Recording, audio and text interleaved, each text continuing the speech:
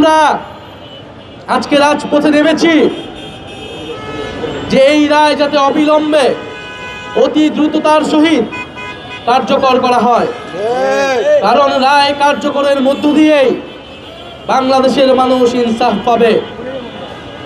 শেখ হাসিনার এই রায় কোনো রাজনৈতিক প্রতিশোধ নয়। শেখ হাসিনার এই রায় বাংলাদেশের মজলুম নির্যাতিত জনগণের প্রতি ন্যায় বিচার। আমরা সেই ন্যায় বিচারের জন্যই জুলাই আগস্টে রাজপথে নেমেছিলাম। ফলে শেখ হাসিনাকে দেশে ফিরিয়ে আনতে যত ধরনের কূটনৈতিক রাজনৈতিক তৎপরতা করা প্রয়োজন, এই অন্তর্বর্তী সরকার সেই তৎপরতা শুরু করবে বলে আমরা আশা করছি। আমরা দেখতে পাচ্ছি যে নির্বাচনকে সামনে রেখে রাজনৈতিক দলগুলোর নানা ধরনের তৎপরতা শুরু হয়েছে। আমরা আহ্বান জানাবো বাংলাদেশের মানুষের সাথে জুলাই গণঅভ্যুত্থানের সাথে প্রতারণা করে কেউ বিচারের ব্যাপারে আপোষ করবেন না। শেখ হাসিনাকে দেশে ফিরিয়ে এনে দ্রুত রায় কার্যকর করতে হবে। দ্বিতীয়ত, শুধু শেখ হাসিনা নয়, দল হিসেবে আওয়ামী লীগের বিচার নিশ্চিত করতে হবে এবং জাতীয় পার্টি সহ আওয়ামী লীগের সহযোগী যেই দলগুলো রয়েছিল তারাও সমান অপরাধী এবং তাদেরকেও বিচারের আওতায় আনতে হবে। আমরা দেখতে পাচ্ছি জাতীয় পার্টির নামে আওয়ামী লীগ পুনর্বাসনের ষড়যন্ত্র এবং পরিকল্পনা চলছে। 5ই আগস্টের পরে অন্তর্বর্তী সরকারের উদ্যোগে যে ঐক্যমত্য কমিশন প্রতিষ্ঠা হয়েছিল, সেই ঐক্যমত্য কমিশনের কোথাও জাতীয় পার্টিকে ডাকা হয় নাই। নির্বাচন কমিশনের সংলাপেও জাতীয় পার্টি এবং 14 দলকে কোথাও ডাকা হয় নাই। তাহলে কোন বেসিসে তারা নির্বাচনে অংশগ্রহণ করবে? জুলাই সনদের কোথাও জাতীয় পার্টিকে রাখা হয় নাই, কিন্তু নির্বাচনে নাকি জাতীয় পার্টিকে রাখা হবে।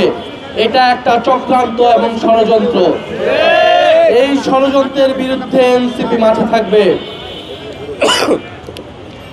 আমরা আরো বলতে চাই, গত 50 বছর ধরে ভারত বন্ধু রাষ্ট্রের নামে বাংলাদেশকে শোষণ করে গিয়েছে। গত 15 বছর ভারতের প্রত্যক্ষ এবং পরোক্ষ সহায়তায় বাংলাদেশে ফ্যাসিবাদ চেপে বসেছিল। সেই ভারত সরকার শেখ হাসিনাকে আবারও তার দেশে জায়গা দিয়ে বাংলাদেশের বিরুদ্ধে ষড়যন্ত্র অব্যাহত রেখেছে।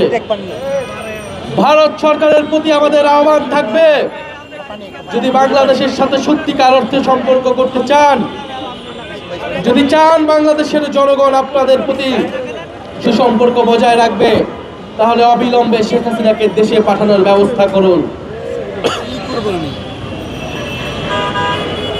ভারত বাংলাদেশ প্রত্যাবর্তন চুক্তি হিসেবে বাংলাদেশে মানবতা বিরোধী অপরাধীকে বাংলাদেশ সরকার চাইতে পারে এবং ভারত সেখানে বাধা দিতে পারে না। ফলে আমরা আশা করব যে শেখ হাসিনাকে ফেরত দিয়ে বাংলাদেশের সাথে ভারত নতুন করে সম্পর্ক স্থাপন করবে। ভারত শুধু শেখ হাসিনাকে আশ্রয় দেয়নি, বাংলাদেশে যে আওয়ামী লীগ অস্থিতিশীলতা এবং ষড়যন্ত্র করছে সেটাকেও পরোক্ষভাবে সমর্থন দিয়ে যাচ্ছে।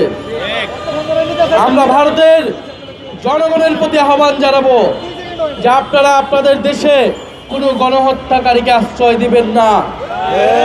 ভারতের ছাত্রদের প্রতি আহ্বান জানাবো, জুলাই আগস্টে যেভাবে আপনারা আমাদের সমর্থন জানিয়েছিলেন, একইভাবে আপনারা আমাদের এই বিচারের আন্দোলনেরা আমরা চাই ভারত বাংলাদেশের জনগণের মধ্যে সেই মৈত্রীতা, সেই ঐক্যতা অটুট থাকুক। প্রিয় সংগ্রামী বন্ধুগণ, বাংলাদেশে গত 16 বছর ধরে যেই গুম হয়েছে, মানবতা বিরোধী অপরাধ হয়েছে, তার বিচার যাতে অব্যাহত থাকে।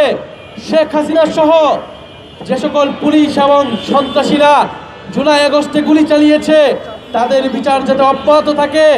এই ট্রাইব্যুনাল এবং বিচারের কোনো কার্যক্রমে যাতে বাধা তৈরি না হয়, নির্বাচনের পরেও যাতে এই সকল বিচার অব্যাহত থাকে, সেই প্রতিশ্রুতি অন্তর্বর্তী সরকার সহ সকল রাজনৈতিক দলগুলোকে নির্বাচনের আগে দিতে হবে। আমরা শহীদ পরিবারদের কাছে, জুলাই আহত যোদ্ধাদের কাছে প্রতিশ্রুতিবদ্ধ বাংলাদেশের সংস্কার এবং বিচারের মাধ্যমে আমরা গণতন্ত্রের পথে উত্তরণ ঘটাবো। সংস্কারের নামে, জুলাই সনদের নামে ফ্যাসিবাদ বিরোধী দলগুলো এই জুলাই সনদকে তাদের রাজনৈতিক দর কষাকষির হাতিয়ারে পরিণত করেছে। আমরা বলবো অন্তত বিচারকে আপনারা কলুষিত করবেন না, আপনারা ভারতের সাথে আপোষ করবেন না।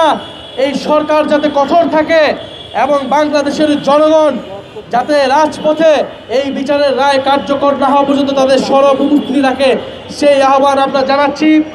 আজকে যারা উপস্থিত হয়েছেন জাতীয় নাগরিক পার্টি সহ জাতীয় নাগরিক পার্টি